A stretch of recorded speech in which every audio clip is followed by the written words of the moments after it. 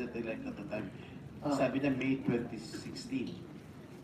So I presume you were still president-elect, Mr. President. I do not remember calling her. And for what? Yung presidente ako, nandyan na yung lahat nasa akin na Ang sabi po kasi niya dun sa kanyang revelation dun sa Quad Committee, nagpapahanap din po kayo ng isang police officer na miyembro ng INC. Tama po ba ito? Yun po ang sinabi ni Colonel Garma dun sa Quadcom, sa House of Representatives, Pangulo. I hate to say this, but nagsisinungaling yung gagawin. Bakit? Bakit ako mamili ng Iglesia ni Cristo? Di, aglipay, pati isali ko na lang. Yung Mormons. Why would I zero in sa Iglesia ni Cristo? What about reason? Yun po ang sinabi ni... Kaya, sir, I am just trying to explain ko kung bakit ako magpatawag ng Iglesia ni Cristo. Ipatawag ko na lang yung Mormons o yung aglipay. Trabaho na yan, sir. Ako, Mayor Presidente. Wala akong pakialam kung anong relihiyon ninyo. Trabaho ko yun. Alam nila yan. Alam nila yan kung paano ko sila murahin. Do not give me the shit to good tongue. Mr. President, pero gaano niyo po kakilala itong si Colonel Garma? At kailan niyo po siya nakilala? Saan ba ito nagka-problema itong babae na ito? Wala ito sa asawa eh. Niligawan niyo po? Oo, si Bilila. Niligawan niyo po? Sino? Si Garma?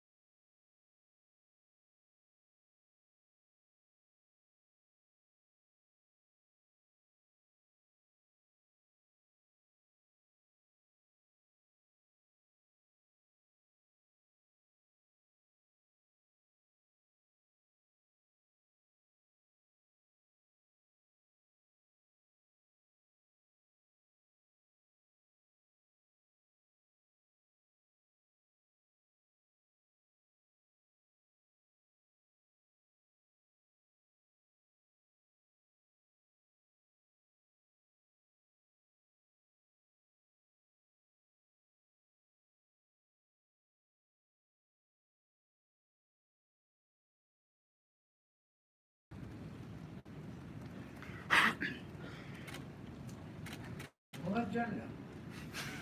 Ano po yung structure ng organization na iyon? Against criminal.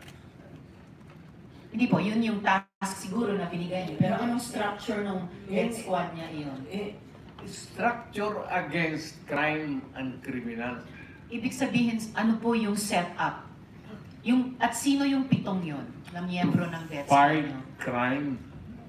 No sir, yung pangalan nung sabi niyo, at pitong tao na nasa death squad niyo.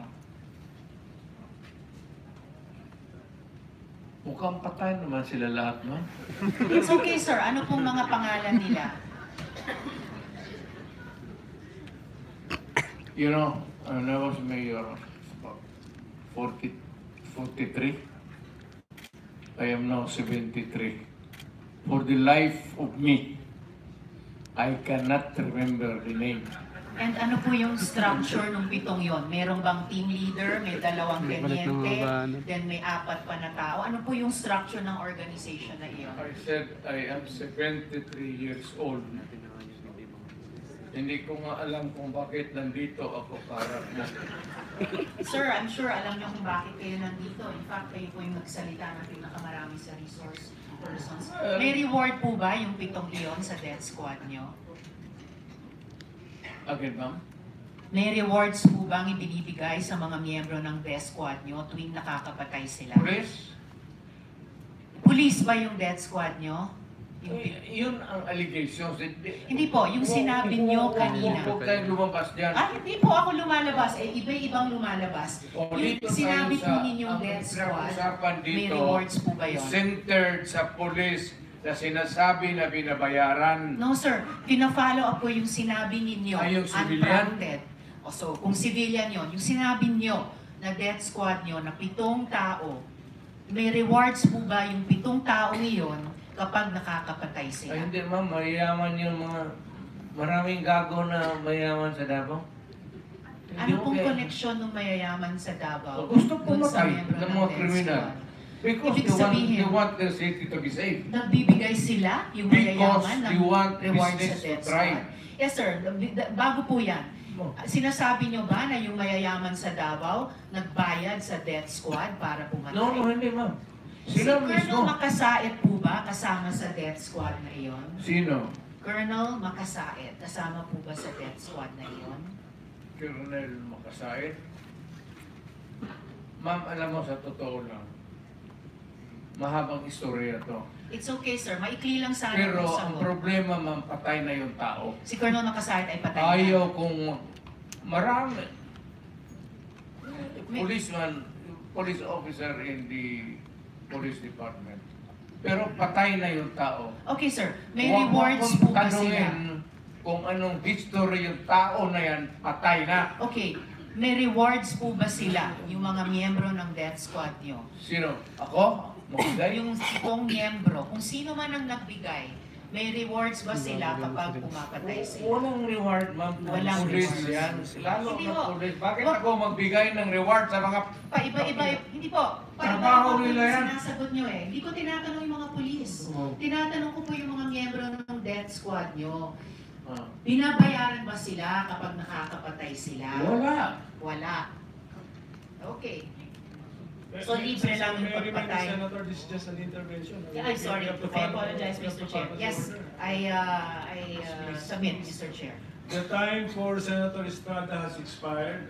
Senator Villanueva for just an Mr. Chairman, yes, interjection. Mr. Chairman, I've been here for more than 4 hours, and according to the ground rules set by the chairperson himself, we will be staying here only until 4 in the afternoon. So The latest. we only have about 38 minutes, and I'm the only senator who did not make any opening statement. And just to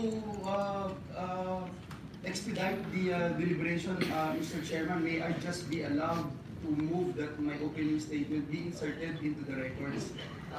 Consent, please. For- Please accommodate yes, Senator Yes, Villanueva. Mr. Chairman, and let me just state for the record, Mr. Chairman, our consistency in this particular issue, Mr. Chairman. Since time immemorial, we have been very keen and very serious in our intention to address the problem of illegal drugs. And that is why war on drugs per se is a very noble intention, worthy, Mr. President, Mr. Chairman, of our support, yung war on drugs. Importante lang talaga nakikita natin yung tamang implementasyon at makita din natin, Mr. President, yung root cause of the problem. And that's the main reason why we are all here today. And partly, Mr. President, may I just put also into the record the importance of emphasizing the need to build the capacity of our law enforcement agencies. And I've been consistent with that since 2016, Mr. President, when I became a member of this August Chamber. For our enforcement agencies to uphold human rights, for part of their operations and training. And number two, we have been pushing for independent and impartial internal affairs service to thoroughly investigate police misconduct and prevent further brutality. And last but not least, Mr. President, that I'd like to raise and put into the record is that there have been so many articles and positions that I have been espousing, and we have been calling the government since the day I became a public official, Mr. President. We've been urging our government to view drug or substance abuse to the lens of social justice and public health. Ito po'y base sa mga datos na nakuha natin na talagang isa sa pangunahing dahilan sa paglulong ng ating mga kababayan sa paggamit ng droga ay ang kahirapan po sa buhay. So I would just like to put that on record. If you would allow me, Mr. President, I think next in line is Senator Bato de la Rosa, who is also having a reservation that this presentation would be your vice chair for today's hearing, Mr. Chairman. May I just ask one question, Mr. President? Yes, I will use your chairman's discretion. Ask your question. Yes, Mr. President. Thank you very much. We are very honored that our former president is here with us, sir. Thank you for being here with us. And I just noticed yung kung sinabi niyo po kanina, and I'm humbled and grateful na binanggit po ninyo, Mr. President, kanina na yung programa and war on drugs hindi naman perpekto at sinabi niyo po na meron ding mga kakulangan at pagkakamali. May we know, just one question, Mr. President. Kung kayo po yung tatanungin, Mr. President, ano po yung mga binabanggit niyo po kanina na hindi perpekto, may mga mali po, at ano po yung gusto niyong ibahagi sa amin bilang mga legislators to address these concerns, Mr. President. Thank you. Sir, hindi tayo nakulang sa batas. Kompleto tayo. I've been once upon a time also a congressman, prosecutor, fiscal, lahat na. Dinaanan ko na lahat, sir. It is really the determination sa local officials. Alam mo kasi ang droga is a very dangerous ano. Kaya as we are talking now, hindi perfecto itong ating bayan. May mga mayor na nasa droga rin, na yumaman dahil sa droga. Makikita mo naman yan eh. Mag-mayor. Tapos, sabihin mo, pagdating dito sa Maynila, may bahay na, maganda. Hindi lang nakikita doon sa probinsya, pero kung nakikita mo dito, kaya makilala. Mayor rin kasi ako eh. Makita mo, magagandang kotse. Mercedes-Benz. Hindi nga ako nakahawak ng kotse na yan. Makikita mo, maraming, sir, may problema tayo sa droga. Alam mo kasi ang droga, pera. Madali, kaya pumasok lahat, pati pulis. Lahat, it permits the entire fabric of our society. We are talking here of extrajudicial killing, but there is more to it than you look beyond. Kasi it's not really in the killing. Madali yan, sir. Madali isolbat. Only sabihin na ng presidente na sa mayor. Mayor, lahat kayo. Tawagin mo mayor. Ginawa ko yan. Tawagin ko. Tapos mag-isang order. Tawagin ko sa Malacanang noon. Kinulong ko. Tapos magsabi ako, ganito ang gusto ko. Kaya pero ito ngayon, sir, maraming mayor na pumapasok sa droga. Kasi nga, pera. Kailangan nila ng pera para maganda yung buhay, para sa kanya, pati mga anak, pati looking forward to fund the next election to stay in power. Ganon ang kultura ng Pilipinas. Hindi lahat. Maraming mayor na matitino. Pero marami dyan pumapasok sa droga or they are on the take for the money. Kaya, tignan mo lang, kung hindi doon sa kanilang probinsya, dito mo tignan sa Maynila. Kasi ako mayor, marami akong kilalang mayor. I cannot talk about the governors. Yung mayor lang, kasi may mayor siligman kami. Kung ikita mo lang paglabas ng patatawag kami sa Malacanang, paglabasan yung tinitignan ko lang yung mga kotselan nila. Mercedes-Benz, hindi naman ako nagmuli, pero ako, sorry, sir. Thank you, Mr. President. Mr. President, yung binanggit niyo po, hindi yung perfecto, may mali, at ang una kong pumapasok sa isip niyo na mali ay yung binanggit niyo po, determination from the LGU side, Mr. President. And when you say determination from the LGU side, sila po ba kasama ho dito yung implementasyon ng nais niyong polisiya para durugin yung pong at i-address at linisin yung mga drug syndicates, Mr. President? Sir, depende po sa karakter ng mayor. Kasi may mga mayor na, yung complacent, tapos ayaw ng always looking forward to re-election. Ayaw ng gulo, ayaw magkakaroon ng problema. So, itong mayor na kung gusto niya talaga mawala yung droga, ako noon, nung na-mayor ako, I was not looking toward a re-election. Wala sa isip ko yun. Ayan sila, si Bato. Nung nag-mayor ako, sabi ko, hindi ako interesado na ma-re-elected.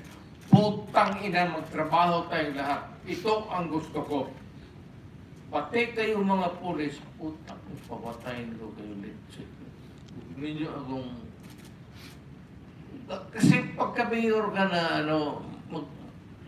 magpa-ano-ano ka lang, pa-lutay-lutay ka lang, wala mangyari sa Pilipinas, maniwala ka.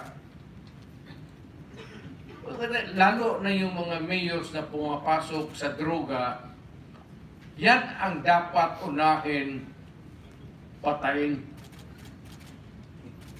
Mr. Chair. Thank you, Mr. President. So, what I'm getting, Mr. President, is that yung imperfection noong ating programa ng War on Drugs, nakabase po doon sa ilang mga local government units na wala ho talagang totoong political will para labanan ito dahil binabanggit nyo nga po, marami or may ilan sa mga LGUs ang pananaw ay ma-re-elect lang.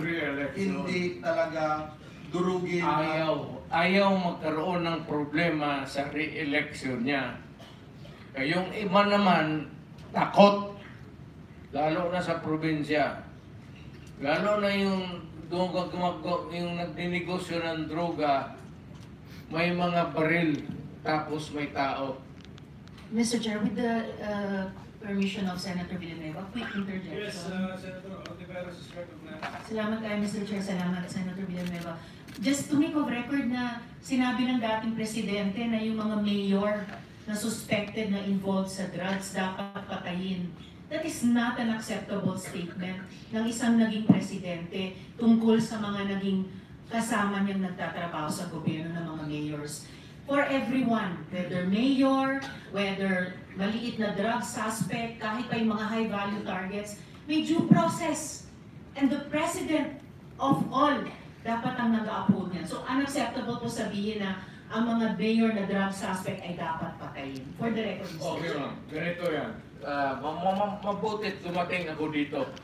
Pasalamat talaga ako para lumabas. Ilabas na lang natin yung totoo. Alam mo, pagka mayor, pagka sindikato, hindi mo matanggal yan. Hindi mo basta-basta matanggal yan. And they are there, so many stories about, hindi na ako kailangan magbigay ng example sa inyo. Dito sa Maynila, mga mayors, pera. It's always money, money, money, money.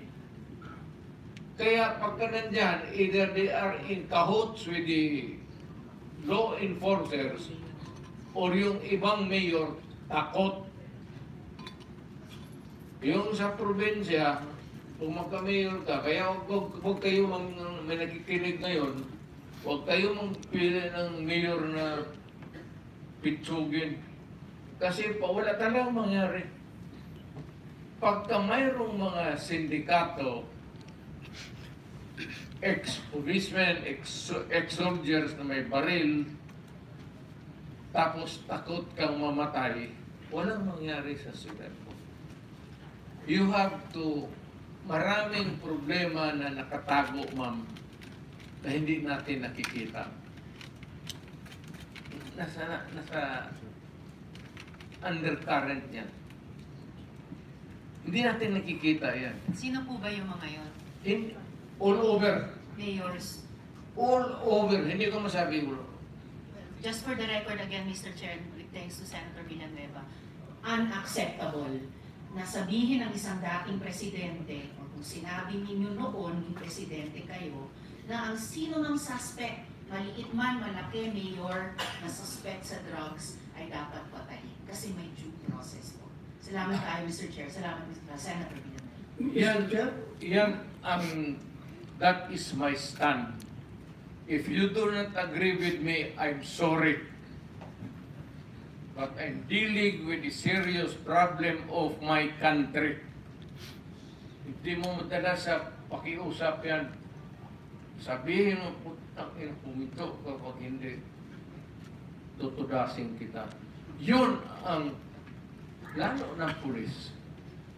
Putang ina itong mga pulis.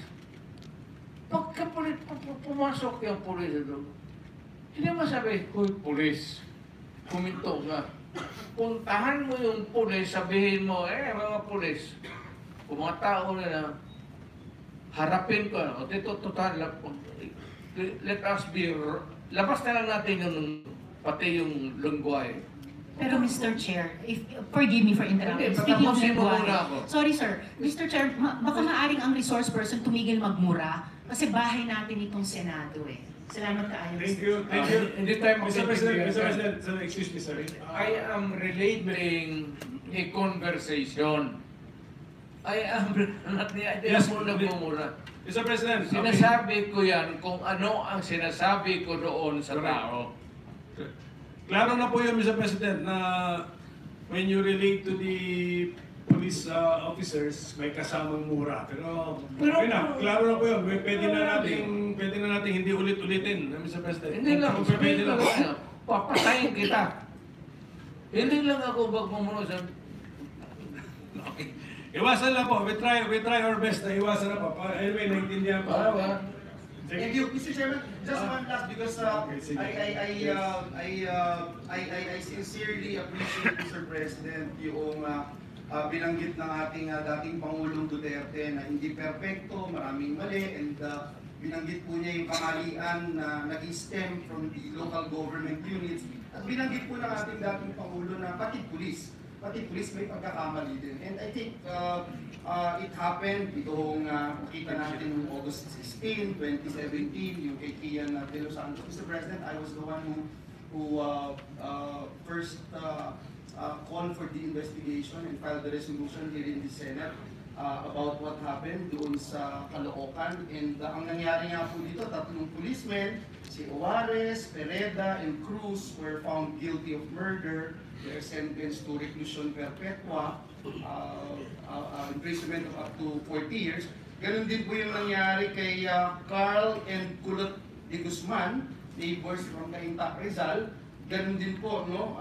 Si former PO1 Jeffrey Perez was convicted by reclusion perpetua. Ito ba, Mr. President, yung binabanggit niya na involved din minsan yung police? Ibig niyo po bang sabihin, yung mga police po na minsan gumagawa ng beyond doon sa dapat nilang tungkulin na gawin ay dahil sila rin ay involved sa droga? Correct. Alam mo kasi, ang pulis, hindi nang papatay lang o masisino lang yung civilian. Bakit sila maghanap ng sakit ng ulo? Kaya yung mga pulis na nandyan sa, itong mga pulis ngayon kikinig sa atin, mabuti alam nila. Kayong mga pulis nasa droga sa sindikato, kayo ang dapat talagang. Kaya, maswerte kaya bigyan pa ako ng pagkakataon maging presidente, uubusin ko talaga kayo. Bullshit ko. Thank you, Mr. President. Look, ganito kasi, you know, pag hindi ko kasi ginawa ko sa Davao, isasakripisyo ko yung mga bata at isasakripisyo ko yung mga tao and yung progress ng syudad. If I allow the criminals noon, kidnapping dito, kidnapping doon, droga dito, droga noon, magulo ang syudad. Yun ang sitwasyon. Nung pumasok ako ng mayor, nag-warning ako. At ang nang-warning ko talaga ganito, huwag mong gawin yan kasi papatay kita. So, ang Davao ngayon, maganda na. Tapos naman sila lahat. Napatay naman. Wala naman siguro maragdag. Kung may gusto din, sige. Alam mo, it's a matter of yung iyong karakter, iyo yan. Yung karakter ko akin. Yung views mo sa buhay, iyo yan. Yung views ko sa buhay yan. Yung political agenda mo, iyo yan. Meron akong political agenda. Kanya-kanya tayong filosofiya pagtingin sa buhay. Kaya, na-timingan mo lang na kung ako ganito ang utak ko, eh, yung masasamang tao, pasensya. But foremost is really, I protect the innocent at saka yung taong bayan. Mr. President. Thank you, Mr. President. Thank you. Mr. President, nabanggit mo kanina na Metro Manila mayors and then siguro mga highly urbanized cities yan. In the other places of the country na highly urbanized cities na involved sa droga. When you were president, siyempre yung disciplinary action pwedeng ma-initiate sa office mo. So, did we use the disciplinary provisions in the local government code to discipline the mayors of the highly urbanized cities under the office of the president? Mahirap, sir. Mahirap talaga, sir, because una, matatakot talaga ang mayor. Especially dito sa Maynila. Puro sindikato dito. Kasali na ang pulis, sundalo, kriminal. Ang problema dito sa Maynila, sir, hindi mo malaman kung sino ang kalaban mo. Baka sabihin mo lang kriminal, sindikato, hindi mo alam pati pulis. Eh, mga pulis, alam nila yan. Ito mga pulis na dito, ano yung mga pulis? Alam nila yan. Na may mga tao sila na ganun. Ang problema, hindi nila basta-basta mapaalis. Siguro, i-isolate nila, assign nila ng duty na medyo mapalayo. But they can only do so much. Pero paglabas ng opisina yan, sir, may baril, may authority, and they come into contact with criminals, yun ang problema ng bayan. Mr. President, did we use the disciplinary power or authority of the Office of the President over these highly urbanized city local government officials during your term, 6 years? Did you use it? Mahirap, sir, yung kung mayor. Yes, Mayor. Against the Mayor.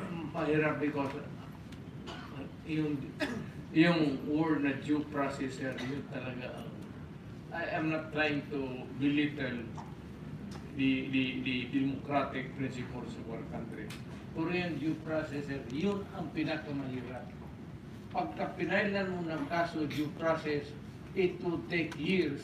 At kung may abogado yan, sir, matapos na lang ang termino ng animal, walang nangyari. Kaya, hindi naman ako nagyayabang. Lahat naman tayo may init sa ulo eh. Pero, pag mayor ka, kung sabihin mo, si Mayor Duterte, ilang termino na yan, love siya ng tao. Sinasabi, hindi ko kailangan ang love ninyo. Just obey the law. Huwag na yung love ninyo, hindi ko kailangan yan. Marami akong love sa labas. Naglalove. Ang problema dito, sir, is when you are a mayor, dito na lang tayo sa mayor, pag hindi takot ang tao sa iyo, kung sabihin mo lang, huwag yan kasi por respeto sa mayor. Respect is not enough. Dito sa Pilipinas, kung sabihin mo, huwag natin gawin yan por respeto kay mayor. Ibang klaseng tao yan, sir. Medyo yung mga lasing-lasing siguro, putok-putok, malasing, pang-pang-pang. Kung gawin niya kasi nakakaya kay mayor. Pero iba yung criminal, sir. Yung mga kriminal, hindi yun. Thank you, Mr. President. Can I take advantage of the presence of the CHI Chairman, Attorney Palpalato? And thank you for attending us. Very short notice. Sa umaga lang namin siya na-imbita. Can you tell us briefly, ano ginagawa ng CHI? Kasi mayroong unfinished business ang former chairman ninyo. Kanina sinabi niya, ni Senator Laila de Lima. Can you tell us briefly what are you doing on the complaints or grievances against the Philippine war on illegal drugs? And maybe, siyempre, I'm sure mahaluan mo ng konting overlaps, EJK dyan. Yes, go ahead, Chairman. Thank you, Mr. Chair. Good afternoon po. Regarding po dun sa DDS investigation conducted by then Chairperson Laila de Lima, yun po ay natapos ng 4th Commission under Chairperson Eva Rosales. Katulad po na nabanggit ni Madam Chair, nagkaroon po ng endorsement sa Ombudsman for the determination of filing of administrative and criminal cases. Regarding the drug war, yun pong 5th Commission under the then Chairperson Chito Gascon conducted investigations on killings in relation to the drug war.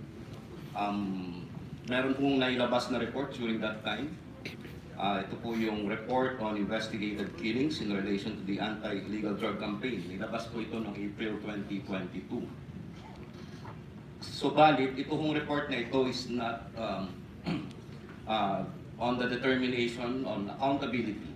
It's more on policy recommendations to different agencies of the government.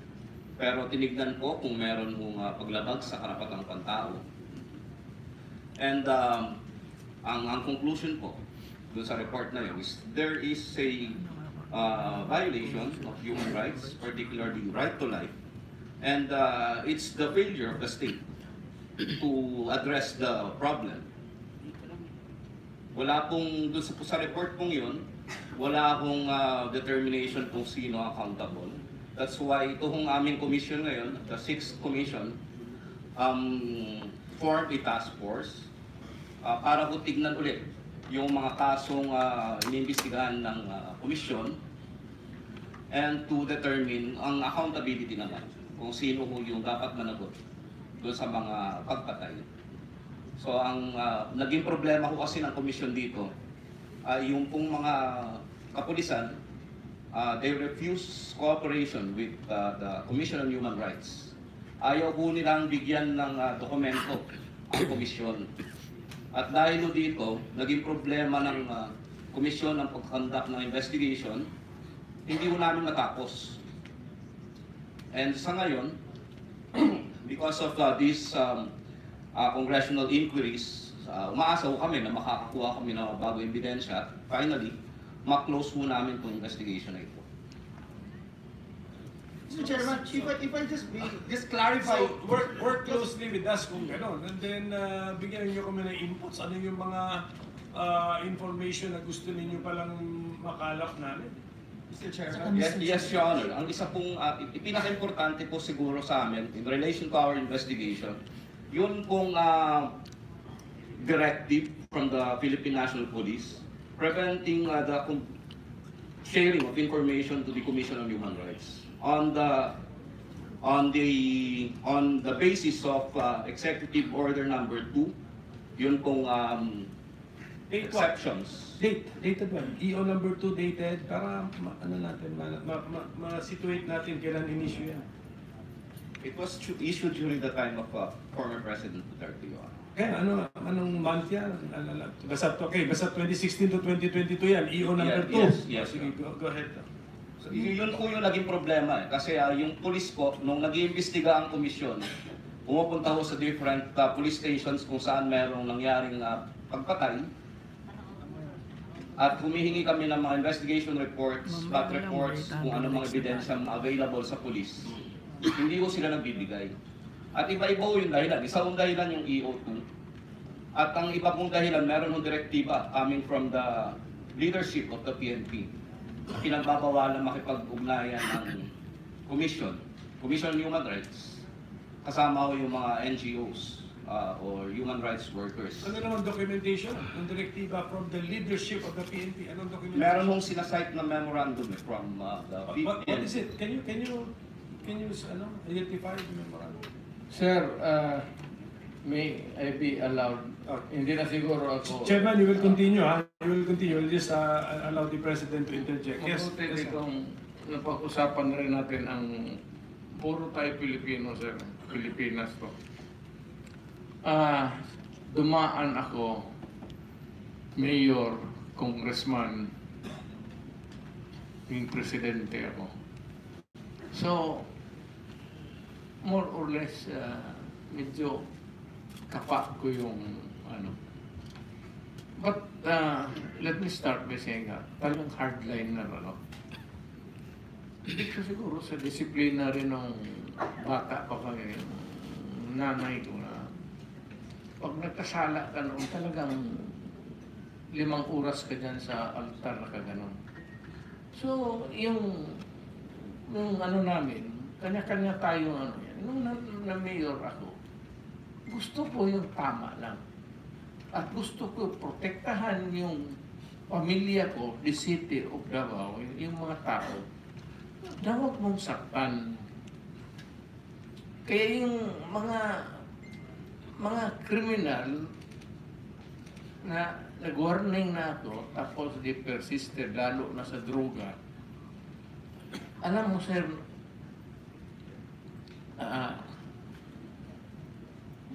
Yes, Mr. Chair, in the interest of time, with all due respect, pwede po bang matanong yung follow-up question sa CHR? Sige, no. Sige. No, I'm asking Mr. Chair. Sige na po, ma'am. Yeah, Mr. President, sige, thank you for the input. Sige, can we continue with the chairman of the CHR? Sabi mo, may direct, in addition to EO number 2, na-encounter ninyo mga problema, may directive from the PNP leadership. Can we give the documentation? Which one? Ang isa ho ay yung memorandum, memorandum dated July 28, 2017. Isinahit po ito ng Internal Affairs Service ng Philippine National Police. Sa pag-deny ng aming request and subpoena for documents.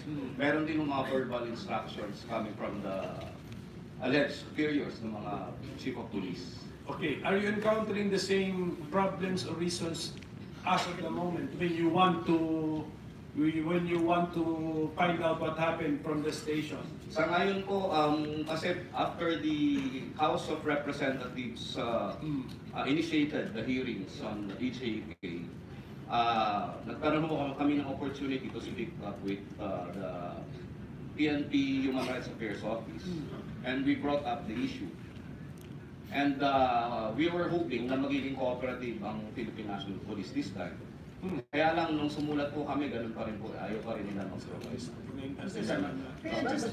Ganun pa rin, yan ang testimony mo yun sa atin, ganun pa rin, ngayon. Yes, yes, yeah. Mr. Chairman, I would just like to ask the report lang, Senator Baconov, just one quick interjection, because the chairperson of the Commission on Human Rights made mention na hindi kumpleto yung report. Is that correct? Because I have here with me a copy of that report, the 2022 report of the Commission on Human Rights, na nakalagay po dito yung mga drug killings. I'm not sure, because it's concerning for this representation to hear that it is not a complete report. And while reading the report, and if I may, Mr. Chairman, this is just 3 sentences. Number 1, use of excessive and disproportionate force is evident in most cases where only 1 victim is involved versus 3 policemen. 2, 86% of those who obtained gunshot wounds were shot in the head or torso, indicating an intent to kill. And 3, in at least 59 incidents, witnesses argue that the police engaged in violent conduct and or employed disproportionate and excessive force, including A, forcefully barging in the house, B, physical abuse of victim before being killed, C, threatening witnesses, D, dragging away of victims from the place of incident before being killed, etc. I just wanted to find out, Mr. President, ito ba, report talaga nila to? Ito ba kumpleto? At ngayon narinig ko, hindi kumpleto. Then, why are we getting these reports, Mr. President? Thank you, Mr. Chair. Apo, to respond, yun pong report na binabanggit, tama po kayo, this was officially released noong April 2022 by the previous commission. Kaya ko po nabanggit na hindi siya kumpleto because this is only a report on the sampling made by the commission. Kung titignan po ninyo, ang total number of cases that were investigated by the commission is around 3,790. Pero po yung subject ng itong report ito is around 882 cases lamang po. At dahil po, kaya po nagkaroon ng sampling lamang dahil nga po yung difficulties in the conduct of investigation. And out of the sampling made, nagkaroon po sila ng analysis and they came up with findings and recommendations. Kaya nga nakita rin po namin, pag-assume namin sa office, na kailangan pa ituloy yung investigation. Kasi nga, ang karamihan sa most of the recommendations contained in the report are only policy recommendations. So pag magbasa ng measure, how the police should do their work, pero wala akong determination as to the violation committed by respective individuals. Wala pa pong ganun. Kaya nga ngayon, ang commission, we form a task force again to look into these cases and determine accountability. And hopefully come up with a recommendation to the relevant government agencies. You have a time frame for that? Time frame? Wala pa ho kami na-set na time frame. Kasi nagsimula lang kami. Mr. Chairman, thank you, Senator Bato. Mr. Thank you, Chair, Mr. Chair. Senator Bato, De La Rosa. I just would like to correct the chairman on of the Commission on Human Rights about his statement that PNP continues to deny documents or refuse to cooperate with any investigation being made by the Commission. I would like to say to you, this is a news item from Inquirer.net in August 29, 2017. Ito ha, alam ko, Inquirer.net is galit na galit dito sa war on drugs eh. Pero sabi, for the benefit of this committee, I would like to read. So, nung ako pa ay chief PNP, I was cooperating with the CHR. At pumunta pa nga si Chairman Gascon sa opisina ko at hiningi yung mga folder at we cooperated with them. Bakit yung report nyo ngayon ay sinasabi nyo hindi nag-cooperate ang PNP? Mr. Chair, hindi naman po lahat ng request ng komisyon. Kaya nga ako sabi ko, isa sa mga naging problema sa investigasyon ay yung non-cooperation ng police. May mga pagkakataon na nagbibigay at mayroong pagkakataon na hindi talaga nagbibigay. At tinanong niyo po kami Siguro mas maganda kasi nag-usap naman kami, no? Chief to chief. Chief PNP, chairman ng CHR, nag-usap naman kami. Kung may kailangan kayo, punta kayo sa krami. Baka yung reklamo niyo punta sa mga station, baka yung mga tao doon sa station medyo mamaya na sir, hindi kami pwede magbigay kung walang clearance sa aming station commander. Parang gano'n siguro sinasabi sa inyo. Dapat nag-usap naman kami sa taas, doon na kayo sa amin doon na sa taas kayo maghingi. And the higher headquarters of PNP will direct the police station to provide the needed documents. Ang problema po natin ay hindi ho ganyan ang trabaho ng komisyon. Kasi kapag ang nangyari ho ang isang insidente, halimbawa sa isang lugar, sa probinsya, hindi naman ho, ang tao ho namin po direktang pupunta agad sa lugar at makikipag-ugnayan sa mga relevant agencies, mga testigo at kung sino pang makakatulong sa investigasyon. Kung ang gagawin mo namin ay makikipag-ugnayan agad muna kami sa central office, sa Krame, mahaba ho yung panahon. Kung may No, mas madali yun. You are wrong. You are wrong with your assumption. Mas madali yun kung direkta kayo sa Chief PNP. Ang Chief PNP, ano police station? Iloilo City Police Station? Okay. Iloilo. Kailangan na si Isar yung report yan. Mas mabilis yun. Kaysa kung direkta ka doon, tapos wala doon ang Chief of Police, sabihin ng officer on case. Yung investigator on case. Sir, pasensya na sir. Ihingi mo na ako ng clearance dahil yung IP namin nandoon sa Krami, hindi ko kahingi ng clearance. Mas mabilis yun. May usapan na kami. Mr. Chair, ang tanong ko po ay kung bakit ho ang ibang mga pulis, ibang station nagbibigay at nakikipag-cooperate at bakit ho ang iba ay hindi? Kaya nga, for uniform implementation of my guidance to all commanders down the line, dumalik na kayo sa Krami. Dahil no way na hindi nila susundin yung utos ko kung dumaan kayo sa akin. Or for that matter, to the next Chief PNP na kung wala na ako, yung mga succeeding Chief PNP. Kasi may usapan na kami ni Commissioner Chairman Gascon. Have you tried lately Sa ngayon po, to coordinate sa taas? Mr. Chair, yes, Mr. Chair, we wrote a letter to the Chief PNP, particularly pertaining to these cases, the killings in relation to drug war. And again, merong pag-alinlangan to entertain you, to share or to address your need for information. Ang masakit nung kung may nasa site silang basis not to cooperate with you, yan bang nangyayari sa ground? Ang ginagawa pong basis pa rin is yung EO2 under the list of exceptions. Ang FEO2 po ay EO2 was issued 2016. It pertains to freedom of information na pinasa ng Office of the President before. Can I request for parang some sort of memorandum Yes, kung sir. yung na-encounter yung difficulties para organize yung data? Yes, Senator Risa. Salamat kayo, Mr. Chair. Even while we're waiting for that memo, nakikita ko po sa gallery ang ating PLLO. Baka pwede na pong, if the Chair allows, pwede na pong i-explore ng PLLO, ma-rescind, o kung ano yung tamang term, ma-rescind ng OP, ang Executive Order 2 and kung pwede ma-inform ang komite ng CHR, ano naman yung sinasite na issuances ng PNP National Headquarters sa Krame na basis for any of the police stations refusing to cooperate para matagal na rin ang agam-agam ng lahat, klaro sa lahat na at the level of PNP National Headquarters, at the level of OP, the way is clear and in fact, better kung pwedeng i-authorize ng OP or i-authorize ng PNP National Headquarters yung full untrammeled cooperation sa CHR, Mr. Chair. Thank you. Basta kami, willing to act kami, but we want yung real life ground level experience ng CHR. So okay, next in line to ask questions. Mr. Chair, Mr. President, yes. kunti lang, total. Go ahead. Paminsan-minsan na to.